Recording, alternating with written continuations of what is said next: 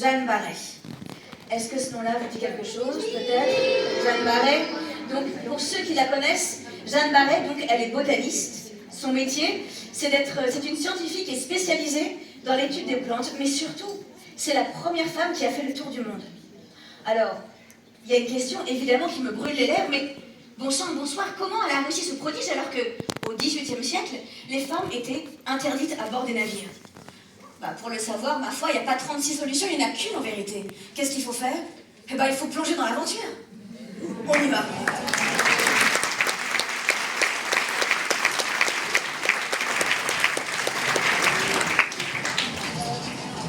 Le 1er février 1767, il y a foule sur le port de Rochefort. Des matelots battent le pavé, ils bousculent des officiers, des cuisiniers. Tous sont venus pour embarquer sur une flûte.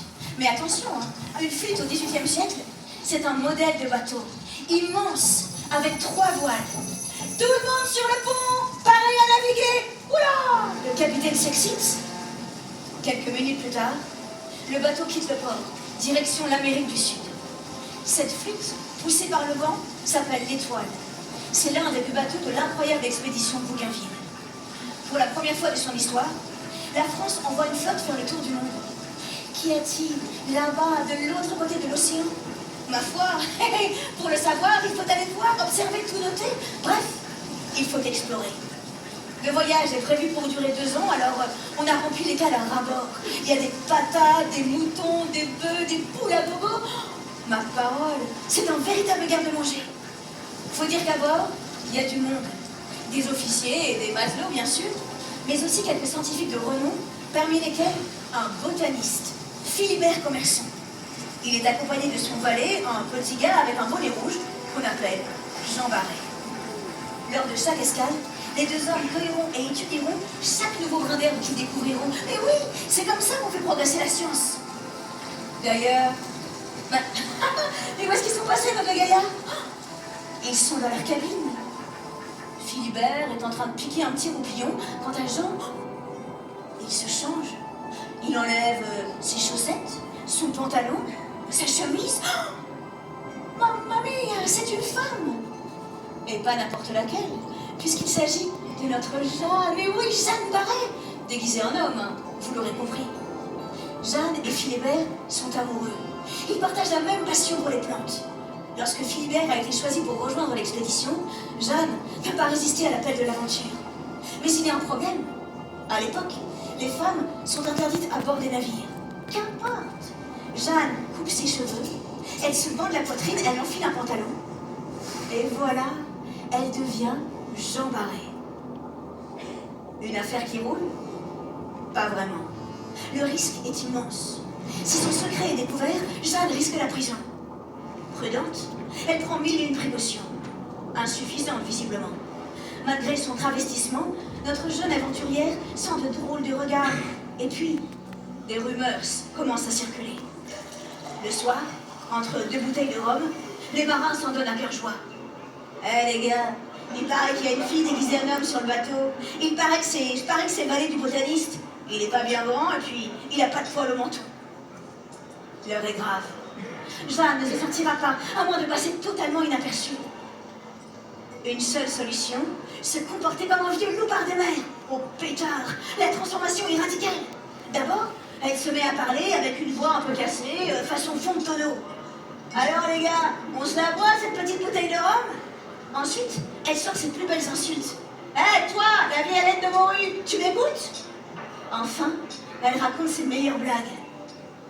Les marins mentent à l'hameçon. Jeanne fait désormais partie de la bande. Enfin, pour le moment. Le 1er mai 1767, l'équipage accoste dans le port de Montevideo, capitale de l'actuel Uruguay. Jeanne et Philibert frissonnent de joie. Ils vont enfin pouvoir se jeter à corps perdu dans la nature.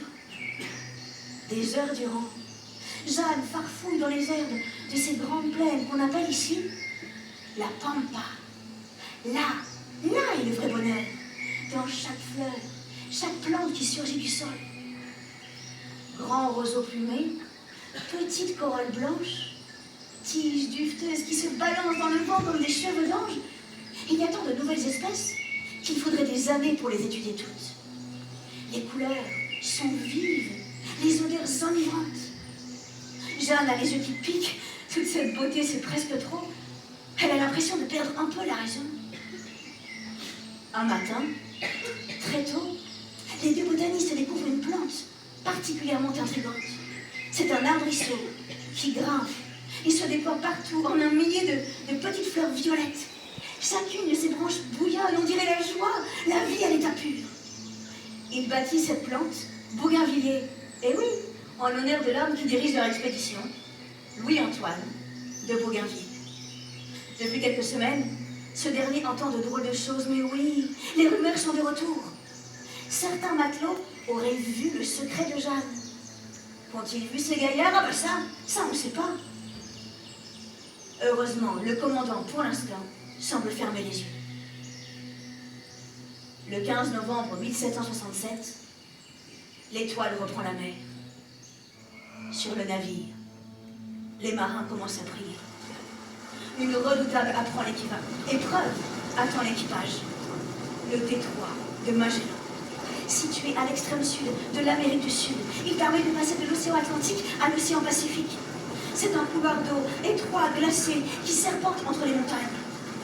Très vite, l'Étoile est prise dans une terrible tempête. La mer monte et descend. Dans les cales, les bêtes hurlent. La plupart, hélas, ne survivront pas. Pour les marins, c'est la catastrophe.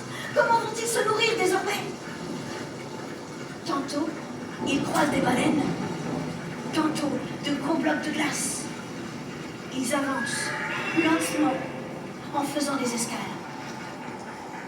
Dès qu'elle le peut, Jeanne, qui est toujours officiellement un garçon, débarque du bateau pour récolter de nouvelles espèces. Elle parcourt des kilomètres, le dos chargé comme une bourrique. Son courage impressionne tout le monde, même le commandant Bougainville. Il est vaillant, ce Jean Barret, un type épatant, on dirait bien. Ouf, le secret de Jeanne semble bien gardé. Les navires franchissent le détroit de Magellan en 52 jours. Enfin, ils arrivent dans l'océan Pacifique. Les matelots ont les crocs. Certains commencent à cuisiner des rats. Un matin, enfin, ils aperçoivent une montagne verdoyante flotter au-dessus d'une eau bleu turquoise. Oh, c'est l'île de Tahiti. Les navires s'approchent. Aussitôt, la mer se remplit de pirogues. Des Tahitiens viennent à leur rencontre. Certains montent à bord. Parmi eux, un jeune homme, il s'appelle Aotourou, observe attentivement chacun des matelots. Tout à coup, son regard croise celui de Jeanne qui se pétrifie. Il a compris. Et en effet, le jeune Tahitien pointe son doigt dans sa direction en prononçant ce mot fatidique, « Vainé !» Vainé, en tahitien, cela veut dire femme ou épouse. Jeanne tremble de peur. A-t-elle été démasquée? Quelqu'un va-t-il cafeter l'affaire à Bougainville? La jeune femme passe les jours suivants la boule au ventre. Une semaine plus tard, Bougainville décide de reprendre la mer. Jeanne croit être tirée d'affaire. Hello, Manuel! Hélas, il n'en est rien. Le jeune Tahitien a décidé d'embarquer avec eux, c'est la catastrophe. Aotourou apprend le français à la vitesse grand V. Qui sait ce qu'il compte raconter à l'équipage? Qui sait ce qu'il a déjà raconté? Un matin, Bougainville convoque Jeanne dans sa cabine. Étrangement, elle n'a plus peur. Déterminée, elle toque à la porte. La tête haute, le regard droit, elle entre. Monsieur de Bougainville, je sais pourquoi vous avez demandé à me voir. Tout ce que vous avez entendu est vrai. Je ne m'appelle pas Jean, mais Jeanne. Je suis une femme. Oui, j'ai bravé la loi. Oui, je me suis déguisée en homme. Oui, j'ai embarqué sur votre bateau alors que je n'en avais pas le droit. Que pouvais-je faire d'autre? Je rêvais de partir à l'aventure. J'accepterai ma punition sans sourciller. Mais sachez-le, je ne regrette rien. Oh la vache, Jeanne n'a pas froid aux yeux. Elle joue franc jeu. Mais vous savez quoi? Je crois qu'elle a raison. Car voici ce que Bougainville lui répond. Madame, j'admire votre courage. Vous êtes en train d'accomplir un exploit, et je crois que l'histoire se souviendra de vous. N'ayez crainte, je protégerai votre secret. Hélas, les marins ne tardent pas à découvrir le poteau rose. Comment? Eh bien là encore, je suis désolée, mais c'est un peu flou. Quelqu'un l'aurait-il vu faire pipi lors d'une escale? Mystère et boule de poulpe d'ici. Maintenant que la vérité a éclaté au grand jour, que va-t-il arriver à Jeanne? Eh bien, miracle! Figurez-vous que les marins s'en fichent. Faut dire aussi qu'ils ont d'autres chats à fouetter. L'Étoile navigue désormais dans l'océan Indien. Après Java, ils accostent à l'île de France, plus connue aujourd'hui sous le nom d'île Maurice. C'est la dernière étape du voyage. Jeanne et Philibert décident de rester sur place. Primo, les plantes et les fleurs de l'île sont absolument époustouflantes. Et puis de Gio, ma foi, qu'est-ce qui va leur arriver en France? C'est vrai, Bougainville et les marins ont plutôt bien réagi. Mais le roi, qu'est-ce qu'il dira lorsqu'il apprendra que l'un de ses sujets a bravé sa loi? Le temps passe. 8 années exactement. Après bien des aventures, Jeanne rentre finalement dans son pays.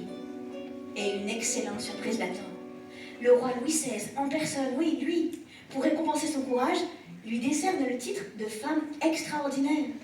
Et pardi, mais c'est amplement mérité. En faisant le tour du monde, Jeanne a prouvé qu'une femme pouvait naviguer aussi bien qu'un homme. Moussaïonne, souviens-toi. Est-ce qu'il y a des moussaïennes dans la salle? Levez la main. Ouais, oui, les moussaïennes et les moussaillons, évidemment aussi.